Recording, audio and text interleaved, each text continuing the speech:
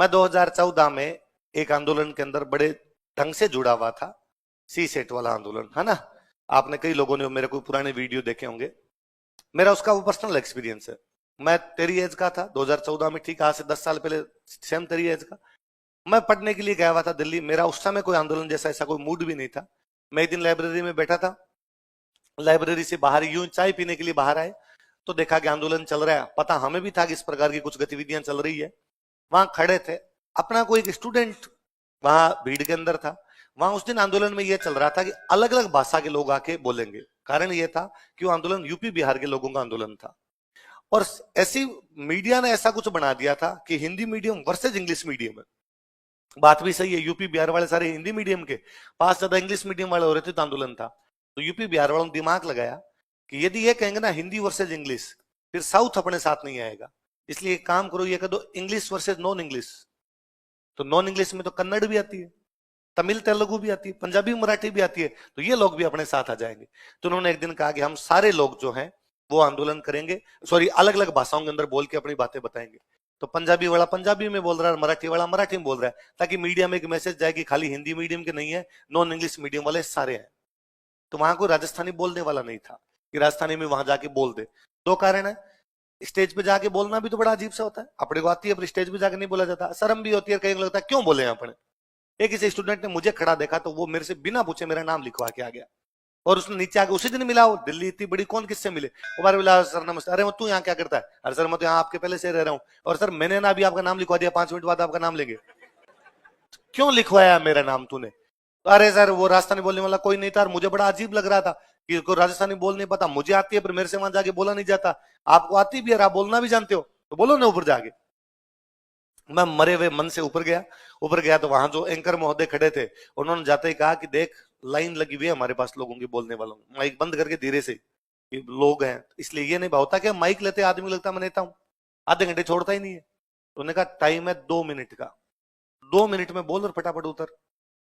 अपने को वैसे नहीं बोलना था, मैंने कहा भाई 1.5 मिनट में खत्म कर देंगे, क्यों चिंता करता है तुम। मैं लिया माइक, माइक लेते आपने पहले बोली एंकर महोदय ने कहा कि 2 मिनट में समाप्त करनी है, मैं आपकी बात को 1 मिनट 40 सेकंड में समाप्त करूंगा। सिंपल सा एग्जांपल दिया। मैं को भाषा से क्या प्रभाव पड़ता है कि राजीव गांधी देश के प्रधानमंत्री थे, हमारे नागौर आए हुए थे।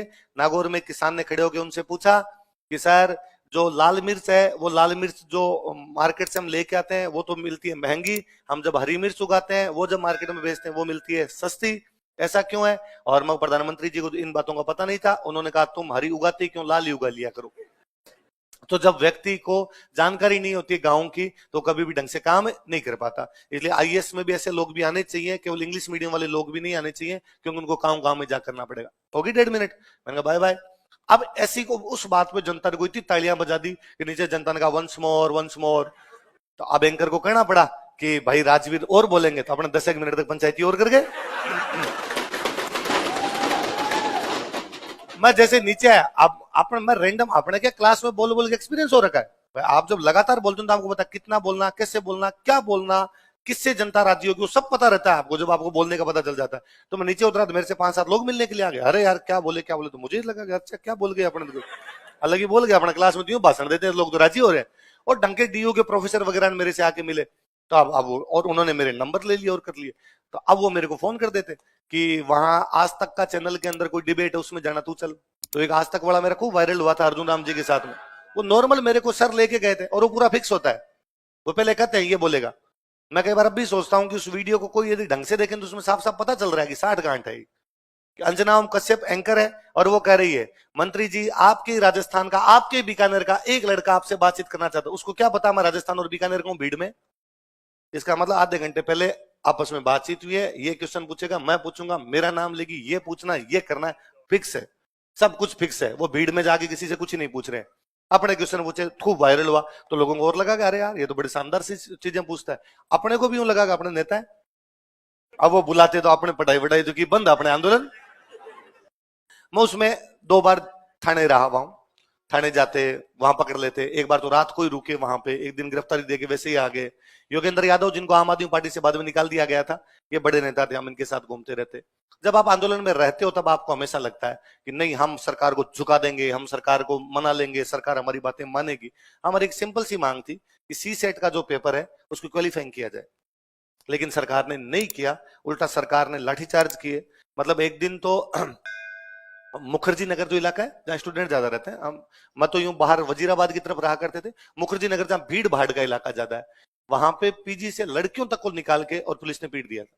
क्योंकि घरों में जा जाके पूछा था कितने स्टूडेंट रहते, बाहर निकालो, कितने स्टूडेंट रहते, बाहर निकालो। वह कहता कोई रैली थी, कोई स्टूडेंट रैली निकाल रहे थे और एक किसी स्टूडेंट ने खाली बोतल पुलिस वालों पे फेंक दी थी। तो पुलिस वालों ने कहा रहे तो पथराव कर रहे हैं, बोतलें फेंक रहे हैं, और पुलिस ने ढंग से एकदम लाठीचार्ज कर दिया था वहां पर।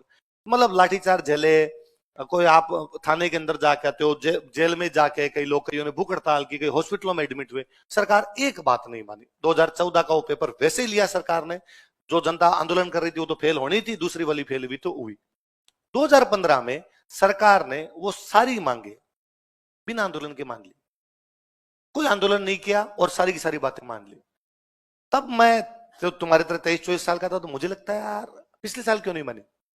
उल्टा लोकतंत्र तो यह कहता है कि जनता की मांग यदि उस टाइम यदि सरकार मान लेती तो अपने कितने नारे लगाते, 10,000 लोग सड़कों पे खड़े होकर मोदी जी जिंदाबाद। हमने मांग रखी और मांग रखते हमारी बातें मान। ये होता है नेता, ये होती है डेमोक्रेसी, जनता के अनुसार चलती है। तब तो यार इन्होंने अपने को लठ मार मार के घर भेजा, और 15 में अपने तो आंदोलन नहीं कर रहे थे तो भी कर दिया।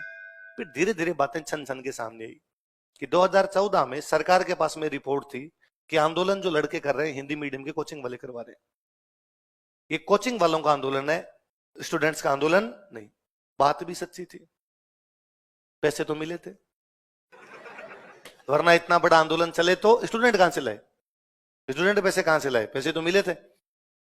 इसलिए सरकार ने बंद नहीं किया। सरकार को लगा कोचिंग वाले कौन होते हैं भाई करवाने वाले, इसका मतलब कोचिंग वाले कल को कुछ ही झुका देंगे, कोचिंग वाले स्टूडेंट भेज देते हैं, बेच फ्री किया कि जाओ और आंदोलन कर लो, हम तुम्हें ये दे देंगे, हम तुम्हें वो दे देंगे, छोरों ने आके नारे लगा दिए।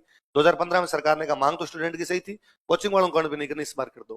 कि भाई 2014 में नहीं किया सरकार ने, और सरकार ने कहा हम तो वैसे ही एग्जाम लेंगे। हम सोच रहे थे कि नहीं सरकार को झुका देंगे, नहीं झुकी तो एक प्री फेल हुए। भाई वो एग्जाम कैसे पास होंगे। 24 अगस्त को एग्जाम था, मुझे याद है 13 अगस्त तक हम सड़कों पे थे, एग्जाम ही छोड़ना पड़ा। वो या तो किसी ने एग्जाम छोड़ा या प्री के अंदर फेल हुए, इसके अलावा दूसरा तरीका आपके पास में क्या बचता है। आप आंदोलन, जब हम 13 अगस्त तक में आंदोलन कर रहा था मुझे लगता था नहीं सरकार मानेगी, और सरकार कैसे कर सकती है, आप अंदर रहते हो तब आपको सिस्टम वैसा ही दिखता है, नहीं मानी सरकार। सरकार राज है जी, राम और राज का किसकी चले। वो अर्जुन राम जी के खिलाफ मेरा जो वीडियो था 2014, अर्जुन राम जी मेरे क्षेत्र के सांसद, हमारे माननीय सांसद, पढ़े लिखे आदमी, जितने बाकी लोग रिस्पेक्ट करते हैं मैं उनसे ज्यादा ही रिस्पेक्ट करता हूं अर्जुन राम जी, क्योंकि उस समय वो एक मुद्दा था, मैं उस मुद्दे के विपक्ष में खड़ा था, वो सरकार थी, मेरा दायित्व बनता है मैं सरकार से 4 सवाल पूछूं। और मैंने पूछा सर से कि भाई ये ऐसा क्यों हो रहा है, ऐसा क्यों हो रहा है, ऐसा क्यों हो रहा है। एक वोट देने के नाते मेरा सबसे अच्छा अधिकार था कि मैंने उनसे सवाल पूछे, उन्होंने जवाब दिए। आप जवाबों से संतुष्ट नहीं हो वो बात दूसरी है, पर उन्होंने अपना कर्तव्य निभाया, मैंने मेरे निभाया। अब वो वीडियो, मैं शायद टीचर नहीं बनता, मैं शायद इतना थोड़ा बहुत ही वीडियो के माध्यम से पॉपुलर नहीं होता, तो कोई ध्यान ही नहीं देता। सैकड़ों लोग इस प्रकार के वीडियो में जाते हैं, देते हैं। 5 साल बाद किसी ने वीडियो निकाला वो, और वीडियो निकाल कर लगाया, ये देखिए एक छात्र की ताकत, मंत्री जी को करा दिया चुप। नीचे जनता के अपने वालों को, यूपी बिहार वालों को मैसेज है, स्टूडेंट ऐसे ही होने चाहिए, हमें ऐसे ही बेबाक छात्र चाहिए। नीचे अपने जनता को लिखा, अरे ये छात्र मास्टर है